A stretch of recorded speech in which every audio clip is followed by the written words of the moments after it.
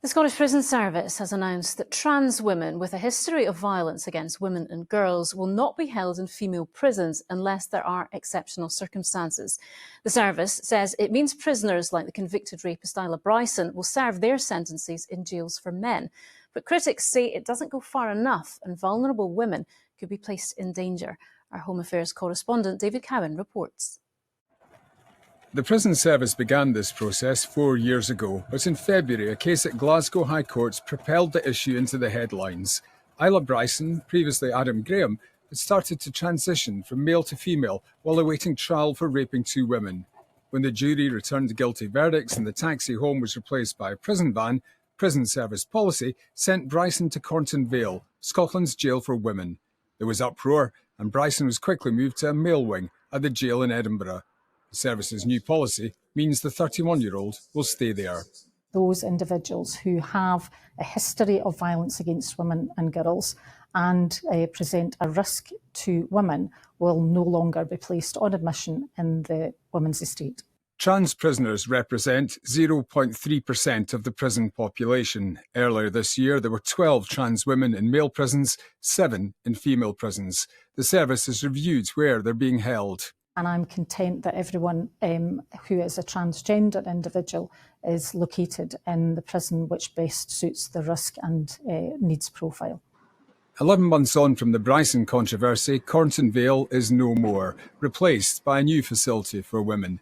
The prison service says its new policy will place a far greater emphasis on risk assessment. Exceptions to the rule will only be made in the most exceptional circumstances.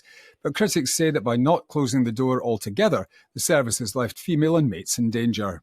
Now, there's no way of knowing if an individual presents no risk. All the time, the SPS uses risk assessment for different types of prisoners, and quite often they get it wrong. And this is taking a gamble with the well-being of women in prison who are entitled to single-sex spaces.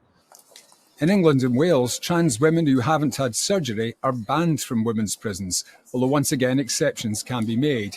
Some campaigners, including a former prison governor, want a blanket ban here. What is an acceptable risk to women? Is it a 5% chance they'll be assaulted? Is it a 60% chance they'll be assaulted? And the fact that they're willing to take risks as women's safety at all is just unacceptable.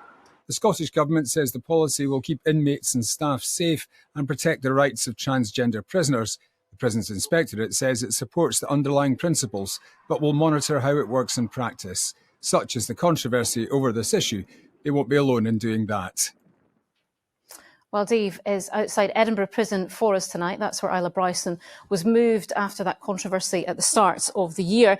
And Dave, this has been a divisive issue, to say the least, and continues to be, so much so that some people are reluctant to talk today.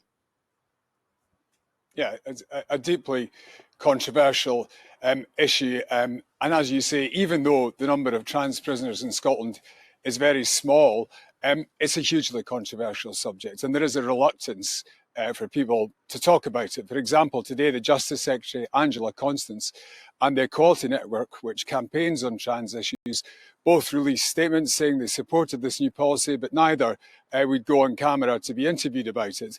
The Scottish Prison Officers Association and the Scottish Greens both refused to say anything about it at all. And one campaigner who talked about it before said she didn't want to get involved today because of the backlash on social media that she got last time. So it is contentious, it's complex as well. Another angle on this today is what happens to trans women who've been convicted of violence against men and boys. The prison service says they'll be subjected to risk assessments as well, but not to the same degree that trans women convicted of violence against women and girls like Isla Bryson will be. So the prison service believes it's got this policy right. A lot of people are going to watch to see if it's got it wrong. OK, Dave in Edinburgh, thank you.